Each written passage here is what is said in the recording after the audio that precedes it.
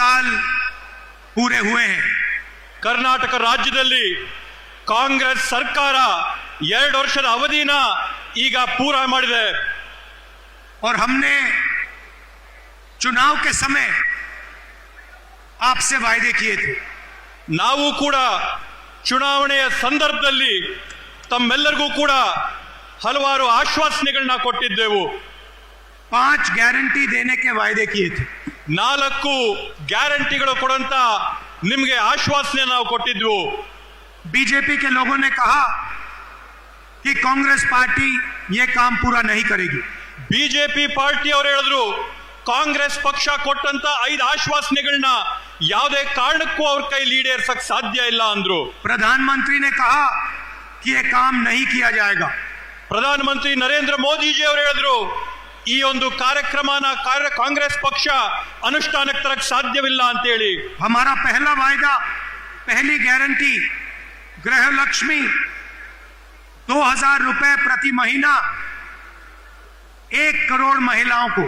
ನಮ್ಮ ಮೊದಲನೇ ಆಶ್ವಾಸನೆ, ನಾವು ಕೊಟ್ಟಂತ ಮೊಟ್ಟ ಮೊದಲನೇ ಗ್ಯಾರಂಟಿ ಗೃಹಲಕ್ಷ್ಮಿ ಯೋಜನೆಯನ್ನ ನಾವು ಘೋಷಣೆ ಮಾಡಿ ಕರ್ನಾಟಕ ರಾಜ್ಯದಲ್ಲಿರ್ತಕ್ಕಂಥ 1 ಕೋಟಿ ಕುಟುಂಬಗಳ ಮಹಿಳೆಯರಿಗೆ 2,000 ರೂಪಾಯಿನ ಪ್ರತಿ ತಿಂಗಳು ಕೊಡಂತ ಘೋಷಣೆ ಮಾಡಿದ್ವು. आज मैं खुशी से कह सकता हूं कि करोड़ों महिलाओं के बैंक अकाउंट में कर्नाटका की सरकार ये पैसा डालती है। ಇವತ್ತು ನಾನು ಅತ್ಯಂತ ಸಂತಸದಿಂದ ಹೇಳ್ತಾ ಇದ್ದೀನಿ, ಕರ್ನಾಟಕ ರಾಜ್ಯದ ಕಾಂಗ್ರೆಸ್ ಸರ್ಕಾರ ಕೋಟ್ಯಾಂತರ ಹೆಣ್ಣು ಮಕ್ಕಳ ಖಾತೆಗಳಿಗೆ ನೇರವಾಗಿ 2,000 ರೂಪಾಯಿ ಪಾವತಿ ಮಾಡ್ತಾ ಇದೆ ಅಂತೇಳಿ. दूसरा वायदा, गृह ज्योति, करोड़ों परिवारों को 200 यूनिट बिजली के फ्री में। ನಾವು ಕೊಟ್ಟಂತ 2ನೇ ಆಶ್ವಾಸನೆ ಗೃಹ ಜ್ಯೋತಿ ಯೋಜನೆ ಅಡಿಯಲ್ಲಿ ಕೋಟ್ಯಾಂತರ ಕುಟುಂಬಗಳಿಗೆ ಪ್ರತಿ ತಿಂಗಳು 200 ಯೂನಿಟ್ ಉಚಿತವಾಗಿ ವಿದ್ಯುತ್ ಕೊಡ್ತೀವಿ ಅನ್ನಂತ ಆಶ್ವಾಸನೆ. ये भी वायदा हमने पूरा किया।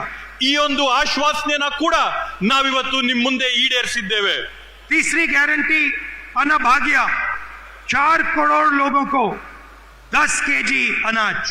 3ನೇ ಆಶ್ವಾಸನೆ ನಾವು ಕೊಟ್ಟಂತದ್ದು ಅನ್ನಭಾಗ್ಯ ಯೋಜನೆ ಅಡಿಯಲ್ಲಿ 4 ಕೋಟಿ ಪಡಿತರಿಗೆ 10 ಕೆಜಿ ಅಕ್ಕಿನ ಪ್ರತಿ ತಿಂಗಳು ಕೊಡಂತ ಆಶ್ವಾಸನೆ ನಿಮಗೆ ಕೊಟ್ಟಿದ್ವು. और आज कर्नाटक में करोड़ों परिवार को ये अनाज मिलता है।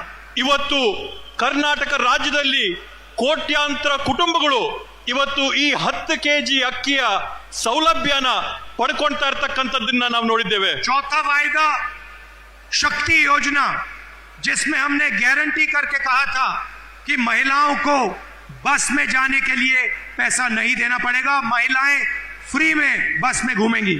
ನಾವು ಕೊಟ್ಟಂತ 4ನೇ ಆಶ್ವಾಸನೆ ಶಕ್ತಿ ಯೋಜನೆ ಇತ್ತು. ಶಕ್ತಿ ಯೋಜನೆ ಅಡಿಯಲ್ಲಿ ಕರ್ನಾಟಕ ರಾಜ್ಯದಲ್ಲಿರ್ತಕ್ಕಂಥ 3.5 ಕೋಟಿ ಹೆಣ್ಮಕ್ಳು ಬಸ್ಗಳಲ್ಲಿ ಉಚಿತವಾಗಿ ಪ್ರಯಾಣ ಮಾಡಂತ ಒಂದು ಸೌಕರ್ಯನ ನಾವು ಎಲ್ಲರಿಗೂ ಒದಗಿಸ್ಕೊಡ್ತೀವಿ ಅಂತ ಹೇಳಿದ್ವಿ. तकरीबन 500 करोड़ बस की ट्रिप्स कर्नाटका सरकार ने मुफ्त में दी है। ಇವತ್ತಿನ ಕಾಲಘಟ್ಟಕ್ಕೆ ಕರ್ನಾಟಕ ರಾಜ್ಯದಲ್ಲಿ 500 ಕೋಟಿ ಉಚಿತವಾದಂತ ಪ್ರಯಾಣಗಳನ್ನ ಕರ್ನಾಟಕ ರಾಜ್ಯದಲ್ಲಿರ್ತಕ್ಕಂಥ ಹೆಣ್ಮಕ್ಳು ಪೂರೈಸಿದ್ದಾರೆ ಅಂತ ಹೇಳಿ ಹೆಮ್ಮೆಯಿಂದ ಹೇಳ್ತೇವೆ. और 5वां वायदा, युवा निधि स्कीम, जहां हम 3 लाख युवाओं को महीने का 3,000 रुपए देते हैं।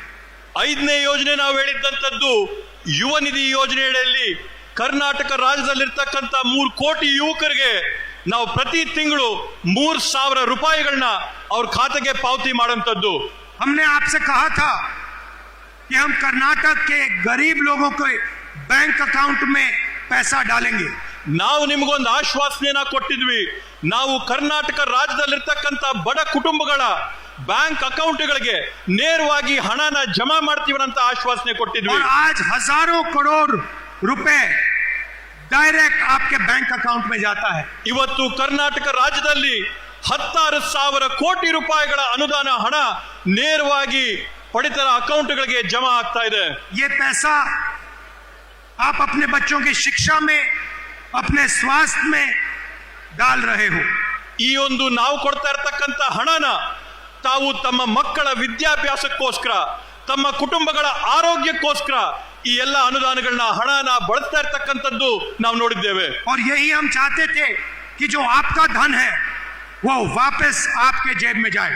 ಇದೇ ನಮ್ಮ ಮೂಲ ಉದ್ದೇಶ ಇತ್ತು. ತಮ್ಮ ತೆರಿಗೆಯ ಹಣ ಏನ್ ಸರ್ಕಾರಕ್ಕೆ ಬರುತ್ತೆ, ಆ ತೆರಿಗೆಯ ಹಣ ಮತ್ತೊಮ್ಮೆ ನೇರವಾಗಿ ನಿಮ್ಗೆ ಹೋಗ್ಬೇಕು ಅನ್ನೋ ಉದ್ದೇಶ ನಮ್ದಾಗಿತ್ತು.